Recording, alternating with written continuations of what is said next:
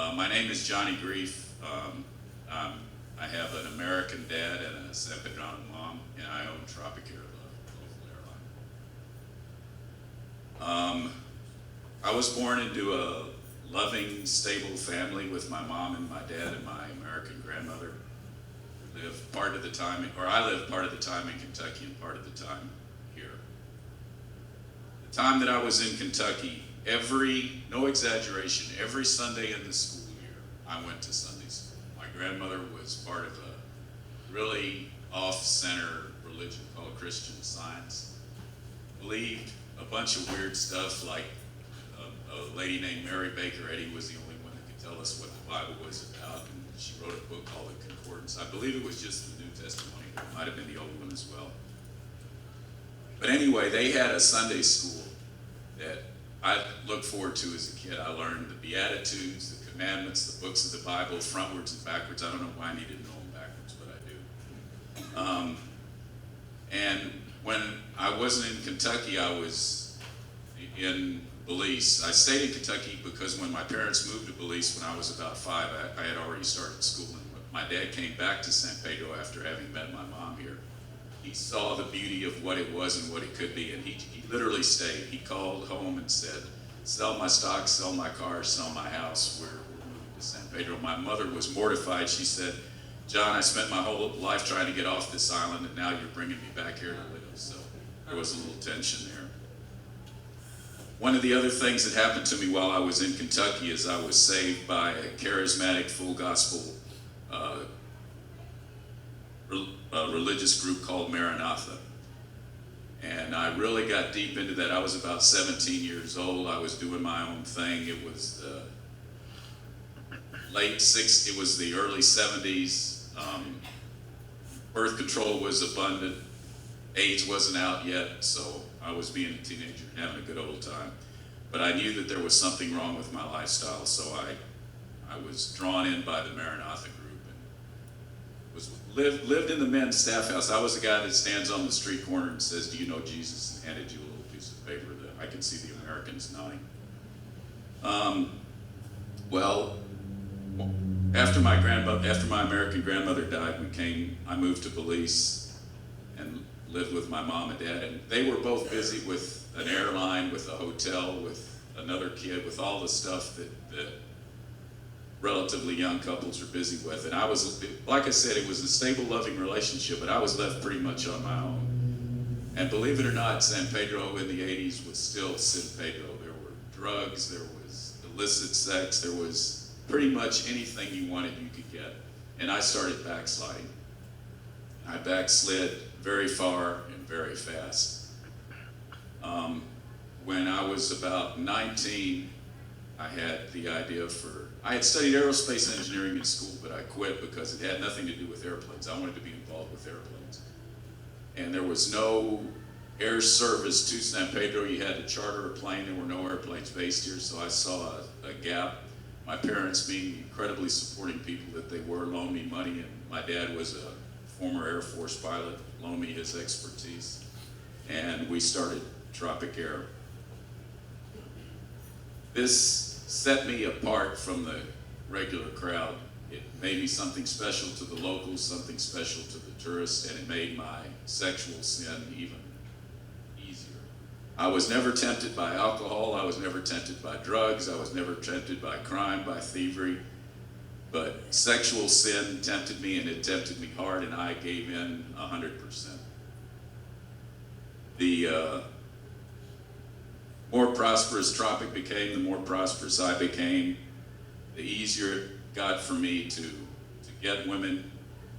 I went through 4 marriages, had 6 kids. At some point, I saw that there was something wrong with my life. Probably that point was, at one point I talked women into practically incestual sex, sisters, all this for my entertainment. And at that point in my life, I realized that something was wrong seriously with me. Something had to change. The devil had his claws deep in me, and For a long time I didn't know it, but the older I got, the more I got to know it. I had seen this annoying preacher on TV. Annoying because while I was flipping through looking for some naked women, I would stop at his channel and I couldn't go on. Sometimes I'd listen to the whole sermon, sometimes I'd listen for 10 or 15 minutes, but it was Pastor Ian Zaldivar. So I thought, well, as I got to think about it, I realized I knew Ian from the old days, and he was, to put it nicely, a bad man. He wasn't the Ian that we see here before us. But I knew that for what seemed to me like 30 years, which now I happen to know happens to be 29 years, Ian turned his life around and has been anointed by God and has been living his life for God. So I thought, if there's anybody that can help me, it's this guy. This guy literally practices what he preaches, walks the line, as the Southern Americans would say. So I reached out to him and he came over and we prayed. I told him the unedited version of this story, which you can be thankful that you're not getting tonight or this morning. And we prayed and I reaccepted Jesus into my life. So here I am, a multimillionaire, beautiful young wife, the admiration of the community, especially the men, because they thought I was something special because of all the sin I was doing. And I said, okay, well, I've accepted Jesus into my life. I've done my part, so he can do his. So I went on living my life. Well, as we all know, it didn't work that way. Apparently, I have to do my part too. I'd always admired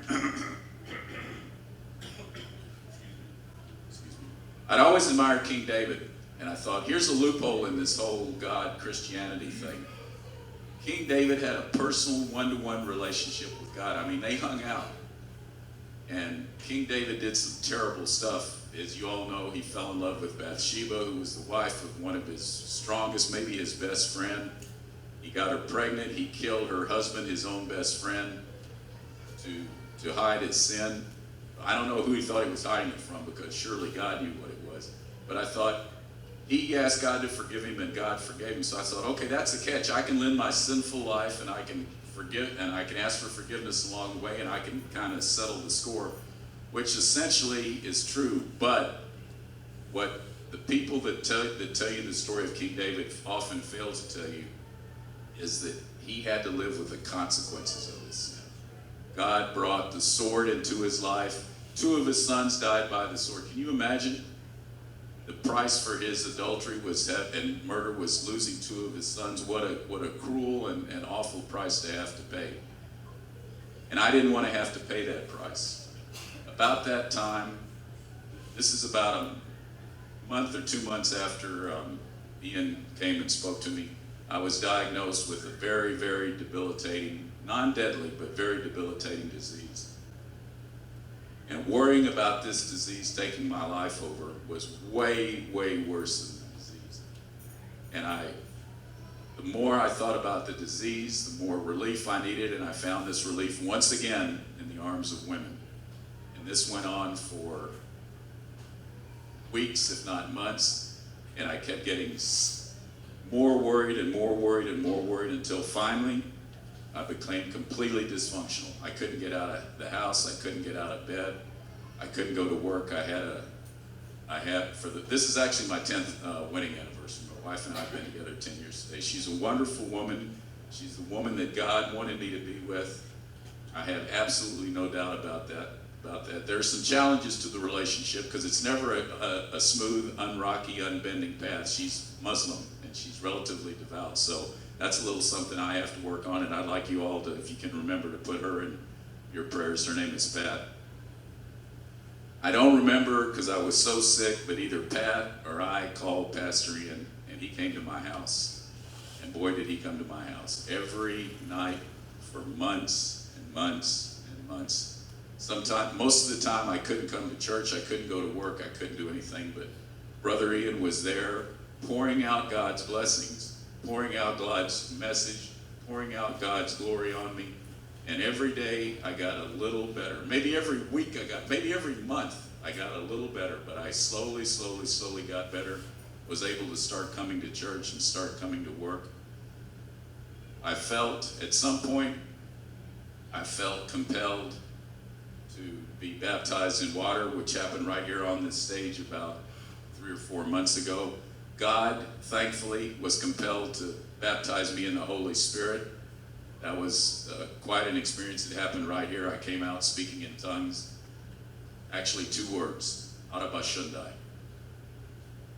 So, where I am now, and I'm coming to the end, where I am now is I'm living my life for God. I feel His righteous right hand on my shoulder. I feel His presence. I've been in His presence. It's been humbling. It's been beautiful. It's been glorious. And gentlemen, I can't speak to the ladies, but I can speak to the men. You need to get your lives in order, and you need to do it sooner rather than later. You need to do it today. Pastor Ian doesn't always have an altar call, but if he has one today, there's no reason not to come and give your life to God now. You can walk out of that door and get hit by a truck, and if you're not saved, you spend the rest of your life in damnation. And I've had glimpses of that too, and it's horrible. So please, if you don't want to do it now, call Ian, call me, reach out to somebody, and we'll get you some help. I wrote down some conclusions that I'd like to draw from my story, so I didn't forget them. God has a plan. Who would have thought that an off-the-wall, strange religion, Christian Science, would have planted a seed in my heart that would have been watered when I was 17 and flourished when I was 60 years old? I was saved. I was okay. I was going to heaven, but God had other plans for me. And when I didn't listen to Him, He made me listen. God will help us. I like to quote from Isaiah 41, 9 through 13. And this speaks directly to my heart, but it should speak to all of us. I took you from the ends of the earth, from its farthest corners I called you. I said, you are my servant. I have chosen you and not rejected you. So do not fear, for I am with you. Be dismayed, for I am your God. I will strengthen you and help you. I will uphold you with my righteous right hand. All who rage against you will surely be ashamed and disgraced. Those who oppose you will be as nothing and perish. Though you search for your enemies, even if I go out looking for badness, looking for sin, looking for my enemies, God won't let me find them. Those who wage war against you will be as nothing at all, for I am the Lord your God, who takes hold of your right hand and says to you, do not fear, I will help you. Those, my friends, are powerful words, and they're not meant for me, although I feel like God spoke directly to me when he said them and they were written down. They're for all of us. But you know what? As I've explained in my story, it's not all up to God. We were given free will. We have to do our part. We have to let go. We have to kill self. We have to build our spirit man or woman. We have to do our part. We have to go to church. We have to read our Bible. This might seem like work, but it gets to a point where it's something you look forward to. It's joyous. And the final point not the final point, next to the final point I'll make, is to be blessed with earthly riches does not bring permanent happiness or even temporary joy. I was at the top of the heap. I was a multimillionaire. I was relatively young. I was healthy. I had a beautiful wife. I had 7 beautiful children. I had it all. And it was like ashes in my mouth. It meant absolutely nothing. God's promises are real. I have felt His joy. I have felt the joy that surpasses understanding. I didn't know what that meant until I felt it. And when I was sure that I was going to die from this disease, when I was sure that I was going to rot in hell for the horrible, horrible sins I committed, for absolutely no reason, for nothing that I had done, I felt an overwhelming joy. Not happiness. Happiness is temporal. I felt overwhelming joy, the joy of God that didn't pass. And I'd like that for all of you. Thank you for your time. God bless you.